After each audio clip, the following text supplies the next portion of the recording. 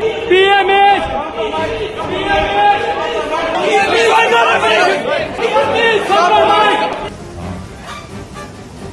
राहुल गांधी, सोनिया गांधी और प्रियंका वाड्रा की मौजूदगी में राहुल जी के निवास स्थान पे ये प्लानिंग किया गया था। ये प्रयोग है, ये संयोग नहीं है।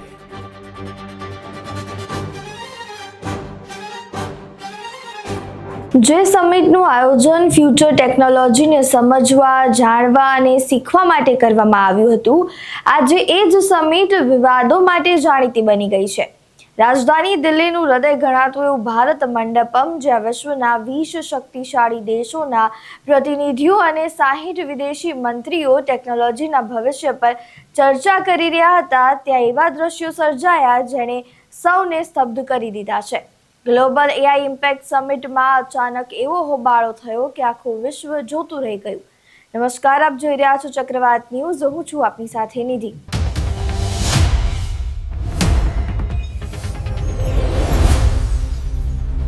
વિદેશી મહેમાનોની હાજરીમાં જ યુથ કોંગ્રેસના કાર્યકરોએ જે રીતે વિરોધ પ્રદર્શન કર્યો, તેણે માત્ર સમિટમાં જ નહીં પણ આખા દેશના રાજકારણમાં ગરમાવો લાવી દીધો છે।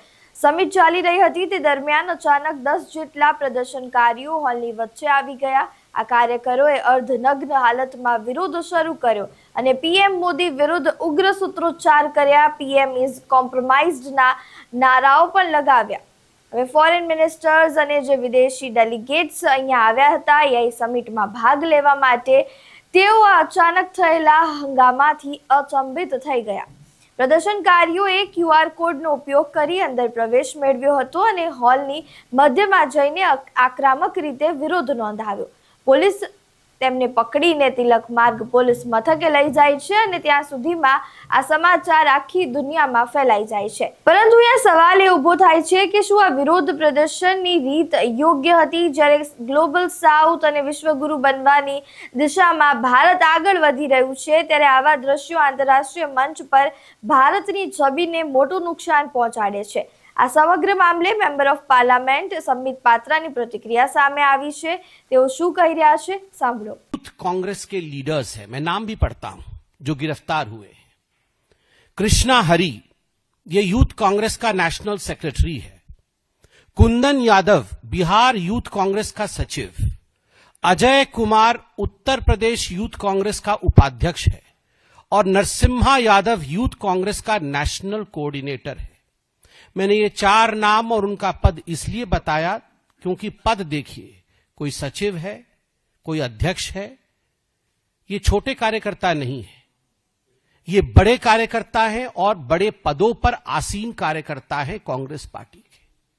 और ये रैंडमली या इसी प्रकार अंदर घुस गए हो अफरा तफरी में, ऐसा नहीं हुआ है। पूरे रिसर्च के साथ हम यहां आए हैं। इन कार्यकर्ताओं ने अपना रजिस्ट्रेशन कराया। रजिस्ट्रेशन करने के पश्चात, रजिस्ट्रेशन पहले कराया, आज नहीं कराया, रजिस्ट्रेशन पहले कराया, बार कोड प्राप्त हुआ इन्हें। बार कोड लेकर ये अंदर घुसे, एक डिजाइन के साथ अंदर घुसे, जिसमें इन्होंने उल्टा टी शर्ट पहन रखा था, दिख नहीं रहा था टी शर्ट पे क्या लिखा है।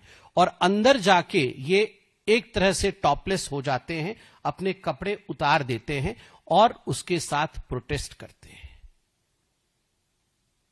ये प्लानिंग कहां बनी थी? ये कोई सड़क चलते हुए यूथ कांग्रेस के किसी लीडर ने ये प्लानिंग नहीं बनाया। ये राहुल गांधी, सोनिया गांधी और प्रियंका वाड्रा की मौजूदगी में राहुल जी के निवास स्थान पे ये प्लानिंग किया गया था। ये प्रयोग है, ये संयोग नहीं है। હવે આ ઘટનાથી વિદેશમાં ભારતની છબી કેવી જઈ શકે છે તેના વિશે જો ચર્ચા કરીએ તો જ્યારે 60 દેશના મંત્રીઓ હાજર હોય, તેમની નજર સામે જો આવો હોબાળો થાય, ત્યારે ભારતની શિસ્ત અને ગરિમા પર સવાલો અહીંયા ઊભા થઈ શકે છે। વિદેશી મીડિયામાં સમાચાર ભારતની નકારાત્મક જે છબી છે તે રજૂ કરી શકે છે। ભારત હંમેશા અતિથિ દેવો ભવમાં માને છે। આપણે પણ આપણા ઘરે જો મહેમાનો આવતા હોય છે તો તેને પ્રેમથી આવકારીએ છીએ અને તેમના સામે કોઈ પણ પ્રકારના વાદ વિવાદ નથી કરતા, પરંતુ અહીંયા મહેમાનોની હાજરીમાં જ આ પ્રકારનું અર્ધનગ્ન પ્રદર્શન આપણી સંસ્કૃતિ અને યજમાનોની પવિત્રતાને ઠેસ પહોંચાડી રહ્યું છે। લોકશાહીમાં વિરોધ કરવાનો અધિકાર દરેકને આપેલો છે, પણ આંતરરાષ્ટ્રીય સમિટ તેના માટે યોગ્ય જગ્યા હતી? પક્ષીય લડાઈમાં દેશની બદનામી થાય તે કેટલું વ્યાજબી છે? આવા અનેક સવાલો અત્યારે અહીંયા ઊભા થઈ રહ્યા છે. હવે આ મામલે કેબિનેટ મિનિસ્ટર અશ્વિની વૈષ્ણવની પણ પ્રતિક્રિયા સામે આવી છે. તેઓએ કોંગ્રેસનો આ વિરોધ સખત શબ્દોમાં વખોડ્યો છે. તેઓ શું કહી રહ્યા છે, સાંભળો.